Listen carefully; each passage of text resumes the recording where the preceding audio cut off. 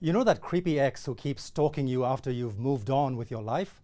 That's the UK for Hong Kong, insisting it still has a right to dictate how its former colony should be run, and obsessing like a jilted lover in a fatal attraction reduced to rabid boiling animosity.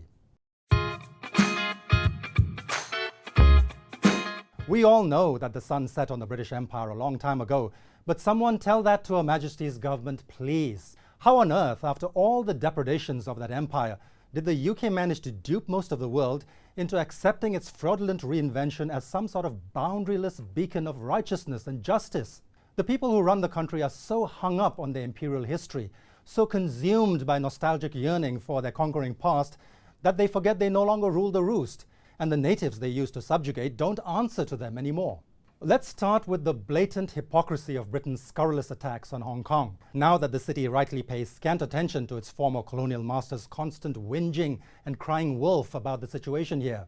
Remember all the holier-than-thou condemnation, all the sanctimonious lectures by the UK on the right to unfettered protest, when authorities were struggling to restore law and order during more than a year of rioting, vandalism and chaos here in the name of democracy. Now look at that same snake pit of virtue-signaling vipers, introducing legislation designed to stamp out disruptive protests in their own country. Protesters in the UK will no longer be allowed to interfere with national infrastructure, such as road, rail and air networks. Police can stop, search and arrest anyone found carrying items they suspect will be used for causing disruption and committing public order offences. The laundry list goes on, but in a nutshell, British protesters will be banned from doing everything their government insisted their counterparts in Hong Kong be allowed to do with impunity. Rules for thee, but not me. This is how they encapsulated it. Crucial new changes to public order law will put a stop to the relentless reoffending and significant disruption caused by a selfish minority of protesters, which impinge on the rights of the British public to go about their daily lives in peace. Hello, Hong Kong 2019, anyone?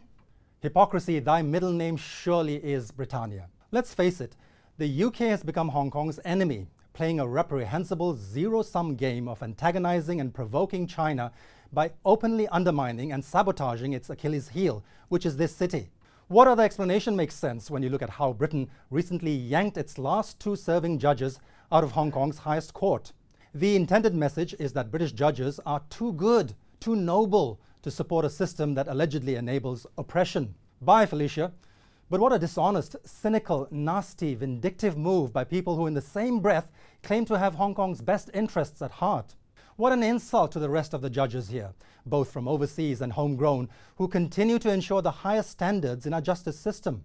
At the end of the day, this disgraceful episode should serve as a timely reminder to Hong Kong to shed the last vestiges of colonial baggage, to wean itself off the diseased teat of British influence long past its sell-by date. Look at former colonies like Singapore and Malaysia. They severed ties with Britain's justice system decades ago and never looked back. Also, how about taking a hard look at Britain's real relevance and clout on the global stage and stripping away the charade of its self-declared importance? The UK is a legend only in its own mind, and yet the world lets it carry on dancing to that delusional beat. Indeed, I often hear people say Britain has become a completely useless country these days, but I wouldn't go so far. Did you know that a British Employment Tribunal judge has ruled that calling a man bald is tantamount to sexual harassment, just like commenting on the size of a woman's chest? Rule Britannia, protecting the interests of the most downtrodden people on the planet, the follically challenged. I suppose I should say, thank you?